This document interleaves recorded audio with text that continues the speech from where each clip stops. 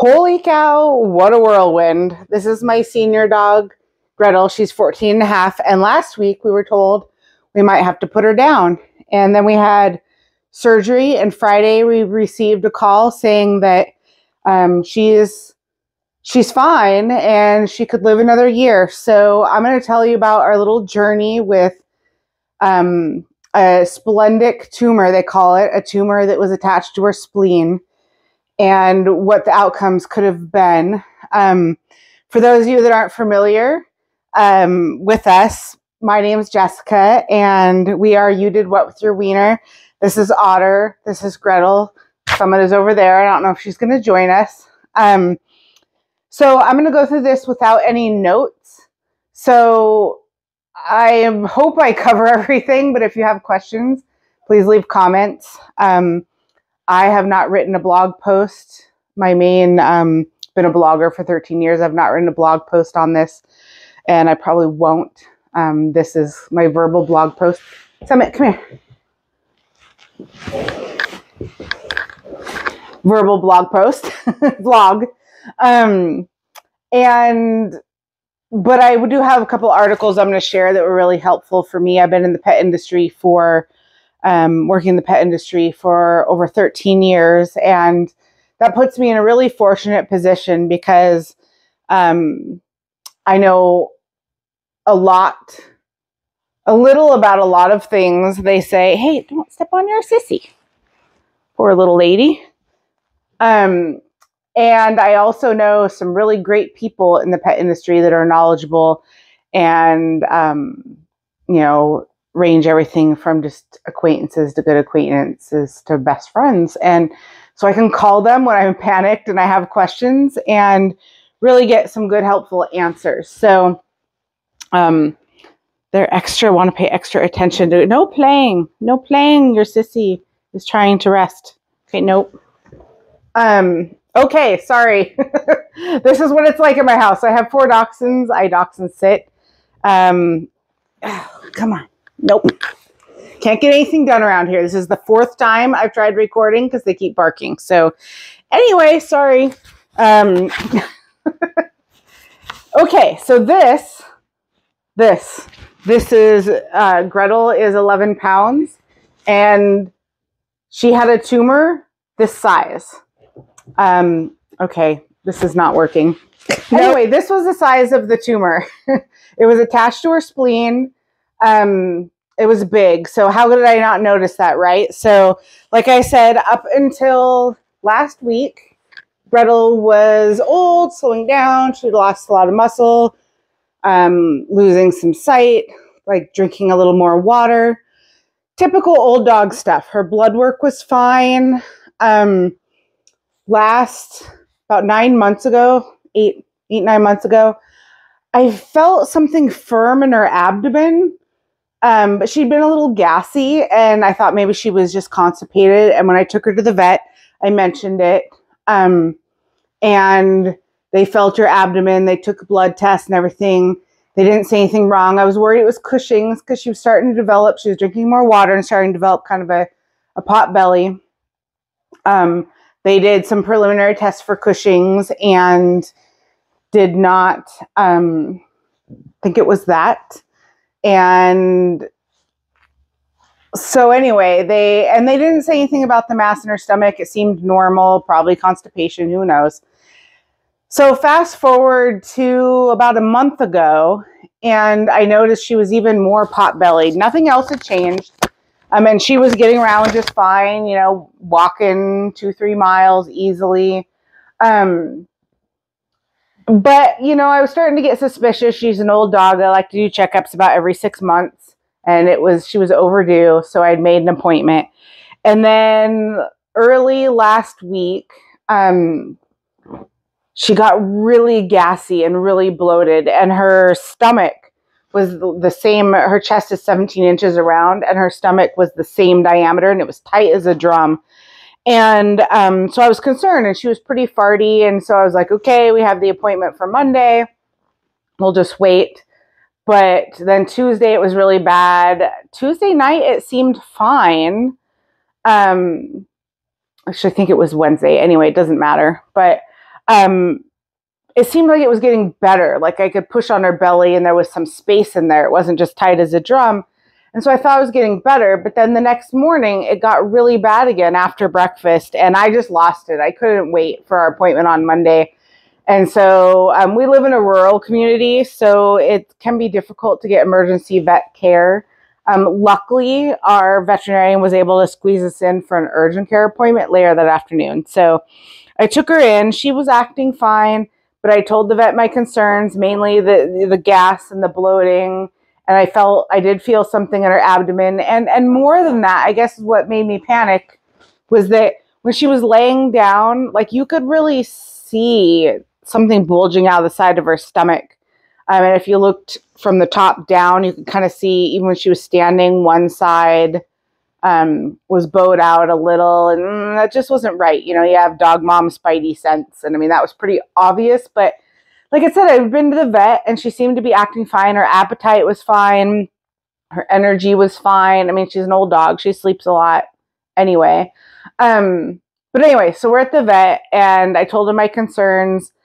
And he took a look at her and he just touched her abdomen and was like, whoa, there is something in there. I mean, he didn't sound quite that freaked out. He was more calm. I was like freaked out, but there's something in there. Well, let's figure out what it is. So we did an x-ray.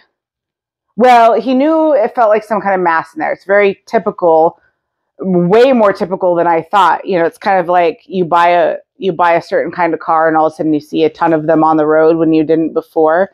Kind of same thing with this. She had a tumor in her abdomen. They call it a splenic mass if it's cancerous. They call it hemangiosarcoma. I didn't even know about that word until last week.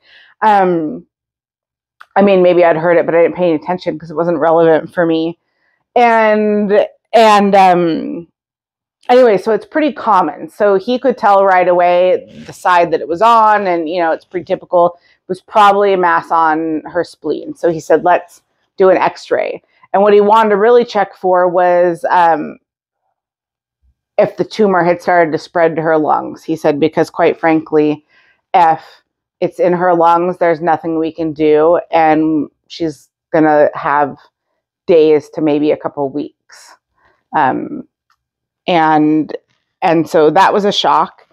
And then, anyway, so he did the x-ray. He clearly showed me, again, like I said, about this big. This is just for reference, 7 millimeters. The tumor was 7 millimeters by 8 millimeters, which is like 2.7 inches by 3. And that's roughly the size. So, anyway, this video is going to be really long. Sorry, I'm going to try and rush through it, but that was just really shocking. That's the backstory. So then things moved really fast, very quickly. So at the time, I had just earlier that week, I'm so careful. Earlier that week, I had fallen victim to a phishing scam online. And although I don't feel like they got a lot of my personal identifying information, out of precaution, I canceled all my cards. So I didn't have access to most of my money. So here I am at the vet. We do the x-ray, you know, and the exam, the emergency exam.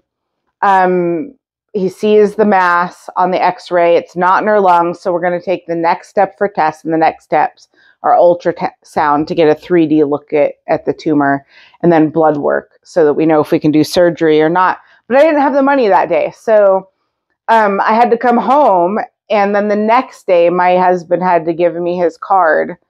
And so I went in and I got, come here, buddy. And I got the ultrasound and the blood work, and the blood work was perfect. So they couldn't tell that she had this tumor that was potentially cancer by blood work. And so that could be part of why it was missed. If it was even, in fact, started way back, 8 months ago or whatever, when I noticed something was off. But that, he said it often doesn't show on blood work. So, but the blood work was good, which meant we could do surgery if that was an option. So we did the ultrasound, and it was clearly a large mass. He couldn't tell for sure it was attached to her spleen, but pretty likely, because that's what happens with these things. And he thought that it had grown all throughout her liver, which was really bad news. So again, we talked about, we're going to put her through surgery. They can remove the spleen. Dogs don't need it. Remove the tumor, but they can't do anything with the liver. Is it worth putting her through that? And then not doing the surgery and just waiting was a risk, because the tumor on the spleen can rupture and she can bleed out and die. And although here it's not extremely painful, they just kind of get anemic and really weak and go to sleep and don't wake up. It's going to be extremely traumatic for me and the other dogs. And so it was kind of a thing where if we didn't do the surgery, we were going to have to pick a date, hope it didn't rupture before then, and put her to sleep, which could be weeks. But anyway, he thought it was really in the liver. So everything just zoomed along. But anyway, we ended up going to Blue Pearl Renton. We have Trupanion pet insurance. We needed to find a place that took direct pay, because Trupanion is the only pet insurance I know of in the US that will directly pay a vet. And we did not have the $8,000 quote that they gave us to pay and then be reimbursed. So we had to find a place that could do the surgery and that could take direct pay. And Blue Pearl was amazing. And we took Gretel in this past Monday for a consult. We talked about it. My husband and I, we spent all weekend. We took family photos. We took her on a walk, basically preparing that, we kind of thought we were going to do the surgery, but maybe not. We're going to see what the doctor said, and thinking we might have, our time with her might be up already. So we were trying to do all of the, she didn't really need a bucket list of things to do, because we've kind of lived a bucket list life. But there were still some special things we wanted to do. She got ice cream and things anyway. So Monday we did the consult. So the hard parts are that you have to make the decision to do surgery without knowing if it's cancer or not. They don't do a biopsy. What they do is they do surgery, remove the tumor. And that's what they did for Gretel, remove the tumor. And then they do a biopsy of anything else that looks suspicious. So they did a biopsy of her liver. They could tell when they did the surgery, the tumor wasn't as extensive as the first vet thought, which was good news. But they did see some thickening. They took a biopsy of the liver. So we had to decide to do surgery, knowing that we could only have maybe 1 to 3 months left with her if it's cancer.